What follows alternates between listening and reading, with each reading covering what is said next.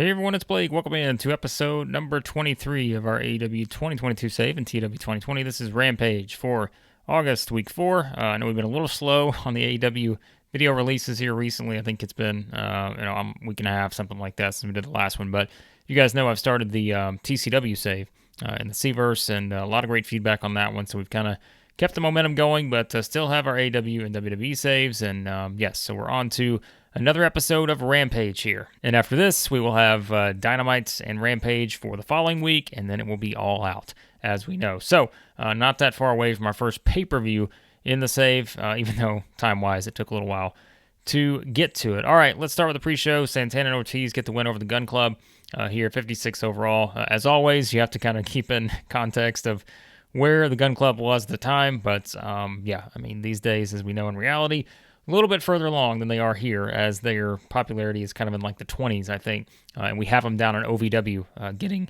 trained by Shane McMahon right now in our save, as we know, since Shane is the owner of OVW, or however it was that we had him there. So Santana Ortiz, another win. As I said, I've got some plans for them, but that won't come until after All Out. So there you go with that. All right, we start off the main show with Red Dragon here. Kyle O'Reilly, Bobby Fish getting the win over the Sadal brothers. 69, so nice rating for this one. But, you kind of look at it, again, this is just kind of your typical tag team win here for Red Dragon, who, as we know, has been quite a streak here. And I know some people were kind of talking about, what could we have in mind for them, perhaps for the pay-per-view, because there's really no direction just yet. But if you see what we've been heading towards, you'll find out on Dynamite what these two will be up to at All Out. So, again, the usual tag team bonus here. Good stuff from O'Reilly, 70, so just tremendous in-ring work right now for Kyle O'Reilly. So, just a typical win here for a tag team, and more to come on them on Dynamite. So, 69 for this one. All right, now we get a promo here from our tag team champions. It is Taz kind of leading the way here with Ricky Starks and Powerhouse Hobbs. And they just kind of point out, Taz goes to speak, but Ricky just says, hold on a second, Taz, I got something to say. And so Ricky just grabs the mic and basically just talks about how he's tired of hearing how FTR is the best tag team in the world and how everybody's talking about all these other tag teams. And Ricky starts just going off. He's getting angry here. Like, we're the tag team champions. Me and the Powerhouse, we're the champs. And so basically Starks is saying that they're on a mission against FTR to prove that they deserve the respect of being the best tag team in the world, and they're tired of hearing about everybody else because they don't have the gold, and basically, him and the Powerhouse do. So just kind of your, heel promo here from Ricky Starks, somewhat, I guess you could say, pointing out that, hey, we're the champs. So if anyone wants to talk about the best tag teams in the world, we are the champions. It's not FTR, and as we know, those two teams will meet for the tag team titles at All Out. 67 for this segment. All right, then we get Brody King getting a win over Chuck Taylor here. The Gonzo Bomb does it. 58-46 on the in-ring performances here, so 60 not bad. We're kind of building towards Malachi Black and Hangman, of course, at All Out. That singles match will take place, but we've had Brody King and Buddy Matthews kind of paired up in the different trios matches and such, so Brody King just gets a win here. But more importantly, it's what happens afterwards, as usual, it seems. But afterwards, so you've got the House of Black at ringside with Brody King after his win. So another nice rating here, 69 for this one. So on Dynamite, we saw that Malachi Black had beaten John Silver, and up in the rafters was Sting. And so we had Sting kind of staring down at Malachi Black after his victory. So kind of, some mysterious ways from the one and only Stinger here. But now we see Malachi Black look back up into the rafters, and who's there? Well, it's Sting, but it's also Darby Allin. So both of these guys up there in the rafters, kind of staring down. And again, we know we're heading towards Black and the Hangman at All Out, but Sting and Darby keeping their eye on the House of Black here. After, again, these guys have kind of, gotten control of Sting and Darby over the weeks. As we know, Malachi Black has pinned both of those guys. So we will see what happens coming out of this. But Sting and Darby watching closely here at the House of Black. So 69 for this one. All right, another nice, just kidding, 69s across the board here. That'll make someone happy. Wardlow and Miro, the contract signing for All Out. So this is not your sort of in-ring contract signing. I pushed this previously. We're kind of going old school here. Like we're inside of an office here, a boardroom. We've got AEW officials surrounding these two guys, And the reason why is that we've really pushed, these two guys really not touching each other to this point. We're building this up as sort of a big match for the TNT Championship. Wardlow defending his title against Miro. So we're in kind of a controlled setting here inside this room. And so we see both guys sign the contract. We've got AEW officials kind of around them.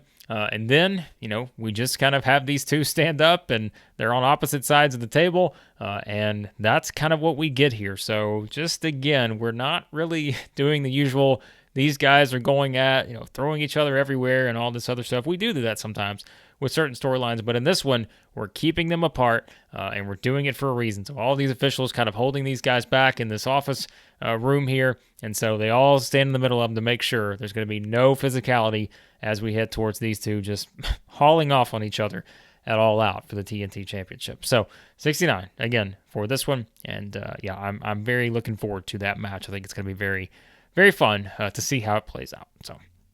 All right, now we get King Kota, the former Dakota Kai, so we called it King Kota. Here in AEW, gets the win over Serena Deeb in about 8 minutes here. Top rope splash does it. So Deeb getting the benefit from being in amazing form. Pretty even here in terms of the in-ring performance. 64, again, not a bad match here between these two. And Kota bouncing back from, I think she beat Emi Sakura a couple weeks ago on Rampage. Now she beats Serena Deeb. So trying to bounce back from that loss to Jade Cargill for the TBS Championship. So we just kind of get another win for Kota, and we will have more to come with her, too, as well, over the next couple weeks here in AEW. So, all right, now we go to a special promo from the Jericho Appreciation Society, who last time we left off, they were beating up Eddie Kingston. The gift that they had kept hyping, all the members of the society here had been hyping the special gift for Chris Jericho, and it was all four of them attacking Eddie Kingston after his match on Dynamite. And so, yes, so we have Jericho here. They're all kind of, laughing, cutting up here, and it's Jericho just kind of making it clear. He thanks them for what they've done. Then he reveals his plan for Eddie Kingston, saying that once and for all, he's going to take out Eddie Kingston for good. He's tired of talking about him. He's tired of seeing him here in AEW. He's going to take him out, and he's going to do it at All Out. So, that's kind of where we stand. Of course, Kingston was left down and out by the Jericho Appreciation Society. We'll see what Eddie Kingston has to say. We'll see what his response is, because, as we know, Eddie's responses are usually pretty violent when we talk about our save here and what he's done to, the Butcher and the Blade and all these other people for how they've wronged him. So we'll see how Eddie Kingston responds, but for now, we know Jericho has essentially issued the challenge for All Out against Eddie Kingston. So looks like Ange has a new microphone, a new catchphrase here. So we'll see what he is coming up. I mean, Jericho's got the hot catchphrase. These guys are money right now when it comes to the catchphrase and selling merch. So 67 for the JAS here. All right, that leads us into our main event, and we get a 73, of course, because it has Pac, Penta, and Phoenix in it. Of course, these guys are going to get a somewhat high rating, even against a team here that does not have that great of skills, and that is QT Marshall, Aaron Solo, and Nick Comoroto. So Death Triangle beats the Factory here, 10-01.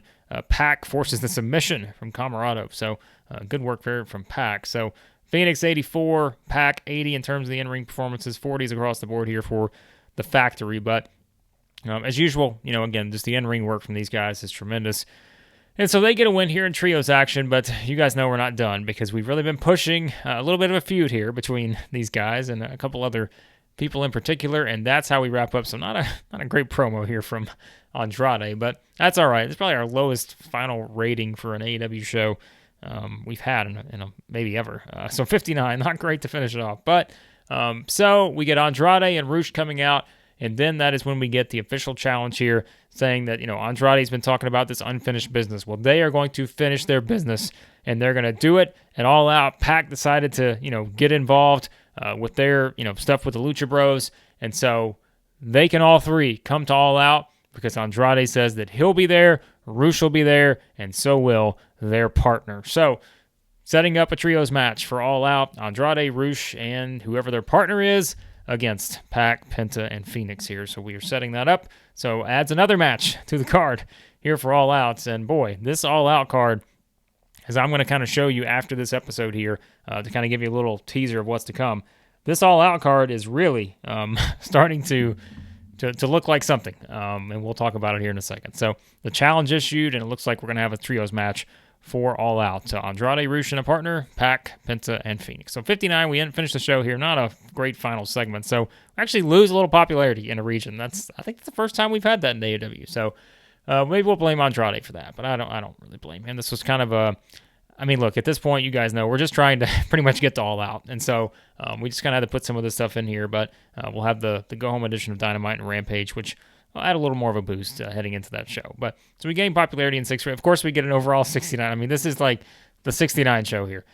So again, do with that what you may. But yeah, so there we go. That's how we get for Rampage. But let's see what we get to for a wrap up, and we are going to look at the current All Out card. All right, so Dynamite was a gold show. We did fantastic there for Dynamite, so great show that was. Rampage, it's great. We didn't strike gold with that one. That's all right. So Parker, as we said, entirely improvised this new catchphrase, so good for him. It's going to resonate deeply with the fan base. So you guys can come up with what you think Angelo Parker's catchphrase was that's going to just resonate deeply with the entire fan base. So there you go on that. So that's what we get. Let's see. Whoa, quite a few opinions here. So Sting, Ray Phoenix is charismatic. All right. Well, I appreciate that, Sting. I don't think we did these previously, but you guys can tell me if we did. Britt Baker, Ruby Soho. Okay. At least these are positive ones, right? Like, at least we're not getting the WWE say where Stone Cold's just like, Ricochet's terrible. Like, please don't do anything with Ricochet. He's the worst wrestler in the world. But at least we don't get that a lot in the AEW one. So Britt Baker, happy about Ruby Soho here. Give her some more promo time. All right, sounds good. Arn Anderson, Ty Conti. Okay, so look at a very positive backstage environment in AEW before All Out. That's nice to think. Hopefully after All Out, it won't be the same way in reality as it is. I mean, Ty Conti, William Regal, and Arn Anderson, both on Ty Conti here in terms of what she has. So we're going to have to bring her into the mix, perhaps, if these two legends are pushing that. 2.05 for Dynamite. That might be our highest ever, now that I think of it. But there you go. So there's some thoughts on that. Like I said, I was going to kind of pull up the All-Out card, but it may actually spoil a couple of things the way that I have it. So I'll have to make some changes to that before I do that. But you guys know, All-Out right now, Kenny Omega, Bryan Danielson, Samoa Joe, Claudio Castagnoli. Those are going to be the matches in our Ultimate Elite Series. And it will be Adam Cole against a mystery opponent. We don't know yet who that's going to be. All 3 of those in our Ultimate Elite Series. Our main event, as we know, CM Punk and MJF for the AEW World Championship. We know the tag team titles are going to be on the line. Ricky Starks and Powerhouse Hobbs defending against FTR. We have Chris Jericho officially challenging Eddie Kingston. Will that happen? We'll find out. We got a trios match, apparently, with Andrade and company against the Death Triangle, and so much more on that card. Britt Baker challenges Thunder Rosa for the AEW Women's Championship, and I know there's a match I'm probably forgetting right now, and there may be a couple matches that I'm going to add on Dynamite now that I think about it that we haven't talked about yet, but quite a card. And Wardlow and Miro for the TNT Championship. So Christian and Jungle Boy. My goodness, this may be the longest card I've ever put together in the history of TEW. So we'll see when we get onto that. So there you go, guys. Appreciate, as always, hit that subscribe button. Always enjoy the feedback from you guys. And like I said, I know the AEW save's been a little bit slower recently, but we're having a lot of fun with the TCW save, and it's getting some good feedback. So a lot of people wanting to see more of those episodes pumped out pretty quickly. So I'm trying to do that. And those shows, quite honestly, are easier to book sometimes. So yeah, so we'll have that and more stuff to come on the WWE save. We're almost to WrestleMania. I think the way the schedule is going to work out, I think we're probably going to have like WrestleMania and All Out pretty much like within, I don't know, the same time frame. So that's going to be quite a wild experience for me trying to book the 2 biggest cards for each of these 2 companies pretty much simultaneously. So we'll see how that works out with WrestleMania coming up in our WWE save, All Out coming up in our AEW save. So it should be a lot of fun. But again, appreciate you guys always. Check out everything on the channel. And on the next episode of our AEW 2022 save, it will be our Go Home edition of Dynamite, September week 1 for All Out.